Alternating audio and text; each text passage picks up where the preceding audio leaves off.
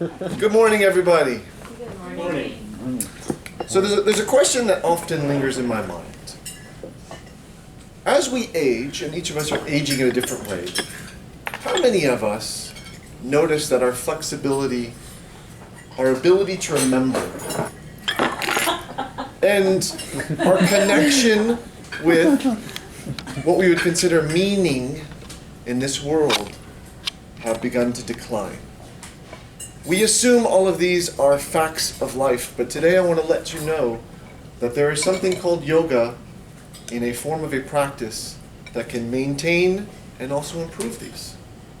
So I'd like everyone to clear off a space in front of them where they can place their right hand down on the table. And while you're doing this, I just want to bring up a little history. They've traced back yoga to 500, 600 BC. It is one of the oldest forms of organized exercise or whole body practice that has been documented. Has everyone cleared off a space for their right hand? Okay. Now, one more fact to share. A quarter of our cognitive functions go to controlling one specific part of our body. Can anyone guess what that is? Your hands. Your hands. A quarter of your mind go to control the 29 bones, 40 arteries, and countless muscles that go into your hands. And today we'll be doing some yoga of the hands, which is one of the hardest forms of yoga I have ever done. Before we do that, I want to give you guys all a gift. Does anyone know what the most important thing in yoga is? Breathing. Breathing! I heard it. Have any of you practiced the Ujjayi breath? We have a couple. So the Ujjayi breath sounds fancy, but in fact it's simple, and there's two aspects of it that I want to quickly go over because I'd like us to incorporate this while we do our yoga. Everyone ready? So the Ujjayi breath has an equal duration of inhalation and exhalation.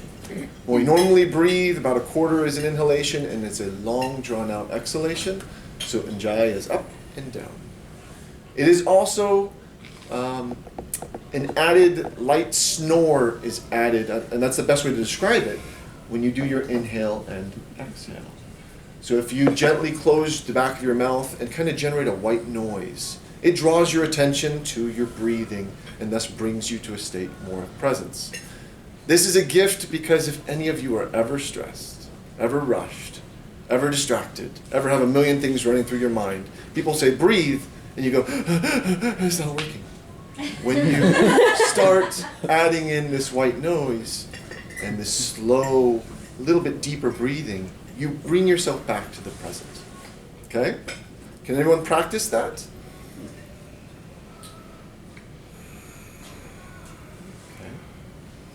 So I'm going to ask you to do a few things. They're simple, but they end up being complicated because I want you to pay attention to me, focus on your hand, and breathe. Okay? Can anyone take your right hand, place it on the table, palm up? I'd like you to focus on keeping your pinky and your thumb touching the table. So you are going to be outstretching your hand. And as a note, I am not a yoga teacher, so if you feel pain or uncomfort at any time, please stop. Okay? I will signal to move to finger. Can you please extend your right index finger pointed upward and try to hold it. While keeping, Manu, your pinky and your thumb touching the table. Okay? So focus on your hands, your breathing, and keep your finger extended. So I was a non-believer of yoga. I did not think that yoga was much more than a form of exercise until at my last company, they had a yoga instructor come at lunch. And someone encouraged me to go and try it. And I went, after much discomfort of what I had to wear at work for professionals, and did yoga. Let's switch to the middle finger, please. And I experienced the stretch of my back and my shoulders. We did some chants, which is a very interesting thing. Meditation.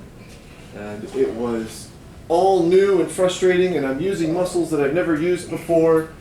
And then at the end, could switch to ring finger. At the end, she said, it's time for your Shavasana. And I said, are we done? Are we done? She turned off the lights. We laid down in this very organized approach with a very soft and subtle voice. And she asked us to be present, to get comfortable and be present. Next finger, pinky. And at that point, I really felt like everything that was in my mind before I stepped into that yoga practice was gone, and I was fully present. And it was a miracle feeling, I'll just tell you that, and I was sold. I believe, as many of you probably do, there's more to life than what we interact with on a physical level, and this to me was a little bit of a taste of that. And thumb, come on, last one. Oh, that's easy. I told you it was hard. Okay? So I'd like everyone to take your hand, palm out. Take your left hand, grab the top of all your fingers, and pull back towards you. And while you're doing this, remember that muscles are flexible, tendons can be stretched. So don't hold it there as much as you can gently pull a little bit more, and think of it as a continual stretch. Okay? And release. Now everyone do little figure eights with your right hand.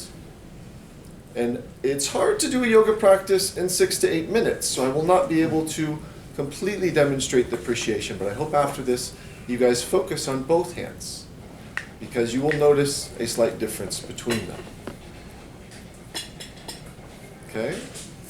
Yoga is the practice of the body in stretching, allowing blood and circulation to flow to areas where we build up toxins, our presence and our mind, through meditation, and also a little bit of spirituality and connecting breathing to our bodies.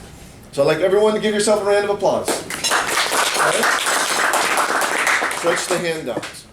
So my hope in this very little glimpse is that you guys appreciate that you can stretch your body and your mind. And each of you can go today, and if you want to, say, I did yoga this morning. Or if you're not comfortable yet with that, you can say, I stretched. And by stretching, yoga is body, mind, and spirit. Thank you.